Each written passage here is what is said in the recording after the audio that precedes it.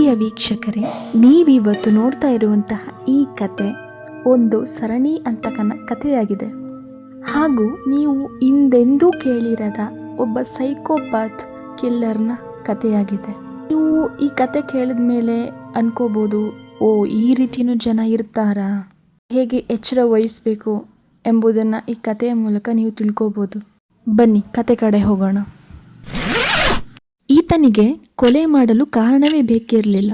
ನೋಡಿದ ವ್ಯಕ್ತಿಯ ಚಿತ್ರ ಬರೆದು ಬಳಿಕ ಈತ ಕೊಲೆ ಮಾಡ್ತಿದ್ದ.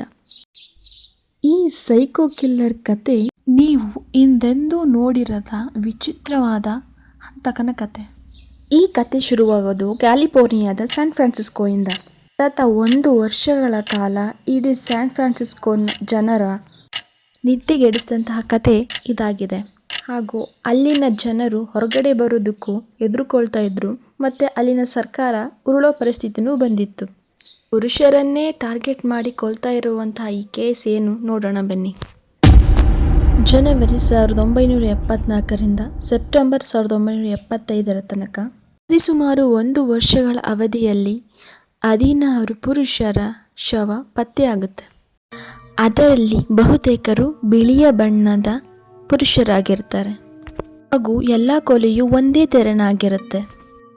ಈ ಸರಣಿ ಕೊಲೆಗಳ ಹಂತಕ ಸೈಕೋ ನರಹಂತಕ ಬ್ಲ್ಯಾಕ್ ಡೂಡ್ಲರ್. ಈತನ ಅಸಲಿ ಹೆಸರೇನು ಎಂಬುದು ಈ ಕ್ಷಣದ ತನಕ ಯಾರಿಗೂ ಗೊತ್ತಿಲ್ಲ. ಆದರೆ ಕೊಲೆಗೂ ಮುನ್ನ ಕೊಲೆಯ ಸನ್ನಿವೇಶಗಳನ್ನು ಚಿತ್ರೀಕರಿಸುತ್ತಿದ್ದ ಕಾರಣದಿಂದಾಗಿ ಈತನಿಗೆ ಬ್ಲ್ಯಾಕ್ ಡೂಡ್ಲರ್ ಎಂಬ ಹೆಸರು ಬಂದಿತು. ಹಾಗೂ ಸಲಿಂಗಿ ಕಾಮಿಗಳೇ ಈತನ ಫಸ್ಟ್ ಟಾರ್ಗೆಟ್ ಆಗಿರ್ತಿತ್ತು.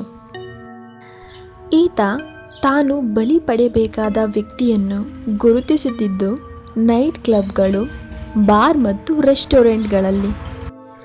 ಹೀಗೆ ತಾನು ಗುರುತಿಸಿದ ವ್ಯಕ್ತಿಯನ್ನು ಹೇಗಾದರೂ ಮಾಡಿ ಪತ್ತೆ ಹಚ್ಚಿ ಕೊಂದು ಮುಗಿಸುವುದರಲ್ಲಿ ಈ ಬ್ಲ್ಯಾಕ್ ಡೂಡ್ಲರ್ ನಿಸ್ಸೀಮನಾಗಿದ್ದನು.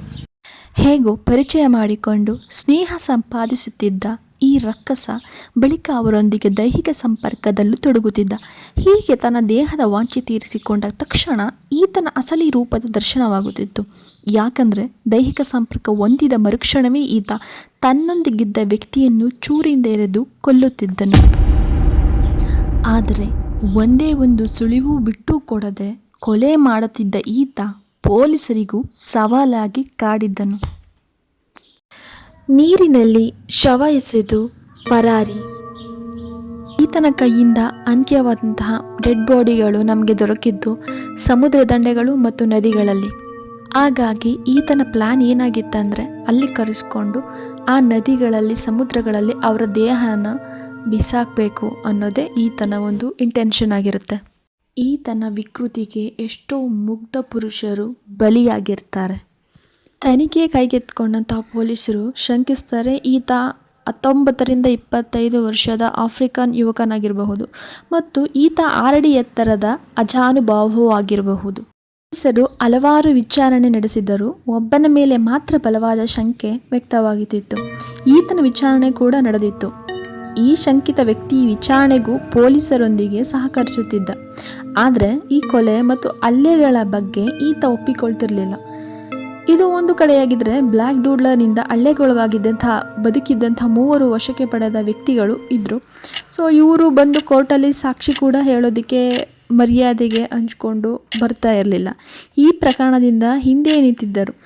ಇದು ಕೂಡ ಪೊಲೀಸರ ವಿಚಾರಣೆಗೆ ಭಾರಿ ಹಿನ್ನಡೆಯಾಗಿದ್ದಲ್ಲದೆ ವಶಕ್ಕೆ ಪಡೆದ ವ್ಯಕ್ತಿಯೇ ಬ್ಲ್ಯಾಕ್ ಡೂಡ್ಲರ್ ಎಂಬುದನ್ನು ಸಾಬೀತು ಮಾಡಲು ಅಡ್ಡಿಯಾಗಿತ್ತು. ಈಗಲೂ ಈ ಪ್ರಕರಣದ ವಿಚಾರಣೆಯನ್ನು ಪೊಲೀಸರು ಮುಂದುವರಿಸಿದ್ದಾರೆ. DNA ತಂತ್ರಜ್ಞಾನದ ನೆರವನ್ನು ಅಧಿಕಾರಿಗಳು ಪಡೆದು ತನಿಖೆ ನಡೆಸುತ್ತಿದ್ದಾರೆ. ಅಲ್ಲದೆ ಹೊಸದಾಗಿ ಶಂಕಿತರ ರೇಖಾಚಿತ್ರವನ್ನು ಬಿಡುಗಡೆ ಮಾಡಿರುವ ಪೊಲೀಸರು ಕಳೆದ ವರ್ಷದ ಫೆಬ್ರವರಿಯಲ್ಲಿ ಹಂತಕನ ಸುಳಿವು ನೀಡಿದವರಿಗೆ ಬಹುಮಾನವನ್ನು ಕೂಡ ಘೋಷಿಸಿದ್ದಾರೆ. ಇದೇ ಇವತ್ತಿನ